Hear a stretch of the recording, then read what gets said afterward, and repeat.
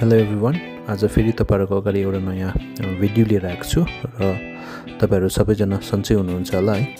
र आज चाहिँ मेरो यो मल्टिफ्लोरा भेराइटीको यो गोदावरीको स्याप्लिङ है रेडी भइसकेको छ र यसलाई चाहिँ हामीले जुन महिना भित्रमा लगाइसक्नु पर्ने हुन्छ है। त्यही भएर म आज यसलाई रोप्न गइरहेको छु र जुन चाहिँ भिडियो चाहिँ म तपाईहरुको अगाडि पनि शेयर गरिरहेको छु है। र आशा गर्दछु तपाईहरुले यो भिडियोलाई मन पराइदिनुहुन्छ होला भनेर।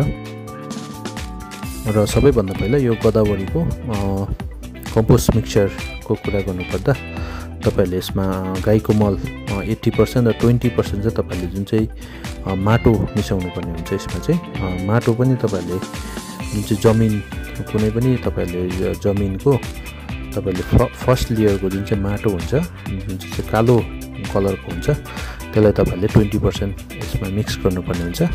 कारण तपाईले माटो मिक्स गर्नु भएन भने चाहिँ यो गाईको मल मात्रै हाल्नु भयो भने चाहिँ त्यो जब जति पनि यो फ्लावर बढ्दै जान्छ त्यो भएर एकदमै हल्का हुन्छ, त्यो मल मात्रै भयो भने चाहिँ है। र छिटो सुक्ने है, घामले अलिकति भेट्दै सुकिहाल्ने, त्यो भएको कारणले गर्दा तपाईले 20% यसमा माटो मिक्स गर्नुपर्ने हुन्छ है।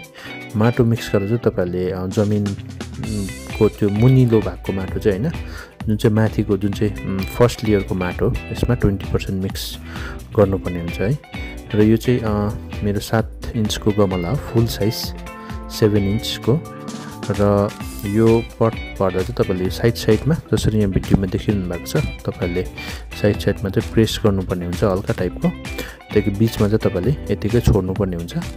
कारण यसमा हामी अब यो मल्टिफ्लोरालाई हामीले 3 ताल पिन्चिङ गर्छौं, जुन चाहिँ जुन महिनाभित्रमा रोपेको जुन चाहिँ बिरुवा छ त्यसलाई हामीले 3 ताल पिन्चिङ गर्नुपर्ने हुन्छ। र लास्ट पिन्चिङ जब तपाईले गर्नुहुन्छ त्यसको पश्चात चाहिँ तपाईले हल्का यसमा कम्पोस्ट थपिदिनु भयो भने चाहिँ यसमा फ्लावरहरुको साइजहरु क्वालिटीहरु एकदमै राम्रो भएर जान्छ है।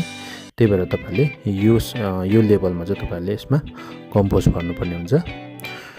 र यो तपाईले स्याप्लिङ देखिरहनु भएको छ, यो स्याप्लिङ तपाईले मल्टिफ्लोराको चाहिँ यो अलिकति यसको स्टेम पनि अलिकति सानो र यसको पत्ता पनि लिफ पनि अलिकति सानो हुने गर्दछ है। तपाईले यो जब यो सानो यो गमलै भनौं है, यसबाट तपाईले निकाल्दा चाहिँ हल्का पहिला माथिबाट यसरी हल्का प्रेस गर्नुपर्ने हुन्छ। कारण त्यसो गर्नु भयो भने चाहिँ तपाईले यो माटोसँगै निस्किन्छ है। तपाईले हल्का यसरी निकाल्नु भयो भने चाहिँ र यतिको जरा रुट चाहिँ यतिको आएको हुनु पर्यो तपाईहरुको कुनै पनि स्याप्लिङमा। र त्यसो गर्दा चाहिँ तपाईहरुको 100% यो सर्भाइभ हुने चान्सेस हुन्छ है। र तपाईहरुको रुट कम्ती आएको छ भने चाहिँ तपाईहरुले त्यसलाई गमलामा नहालेको राम्रो है। र यसलाई हामी यो पटमा लाउन गइरहेको छौं। पटमा हाल्दा सिम्पल छ, तपाईहरुले जसरी यो कम्पोस्ट भरेको गमला हुन्छ त्यसको एकदमै मिडल भागमा तपाईहरुले अलिकति होल गरेर यसरी हल्का पाराले प्रेस गर्नुपर्ने हुन्छ है। र यहाँ तपाईहरुले देखिरहनु भएको छ भिडियोमा। र यो तपाईहरुले जुन चाहिँ यो स्याप्लिङ गाड्दाखेरि चाहिँ यसको पत्तालाई चाहिँ तपाईहरुले अलिकति माथि नै राख्नु भएको राम्रो है। यो पत्ताहरुले यो माटो टच भयो भने चाहिँ यसमा फंगस लाग्ने चान्सेस बढेर जान्छ है।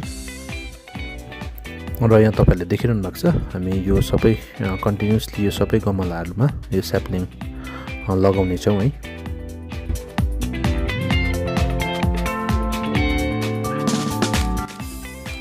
र तपाईहरुले देखिरहनु भएको छ यो जब हामीले यो स्याप्लिङहरु सबै लगाइसक्छौं गमलामा, त्यसपछि चाहिँ तपाईले हल्का पारले माथिबाट पानीको स्प्रे लगाइदिनु पर्ने हुन्छ है, फेदमा पत्ता नभिज्ने गरी। र तपाईले जब यो 2-3 दिन बादमा यसमा चाहिँ हामीले मेन कुरा चाहिँ हामीले यसलाई फंगिसाइड्स भन्छ, जुन चाहिँ एन्टी फंगस है, तपाईले जे पनि युज गर्न सक्नुहुन्छ त्यो चाहिँ हल्का यसलाई स्प्रे गर्नुपर्ने हुन्छ।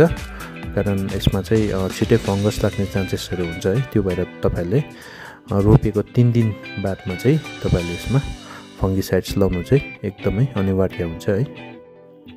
र आजलाई म तपाईहरुको अगाडिबाट बिदा लिन चाहन्छु है। तपाईलाई मेरो यो भिडियो मन परे काइन्डली लाइक, शेयर र सब्स्क्राइब पनि गरिदिनु होला।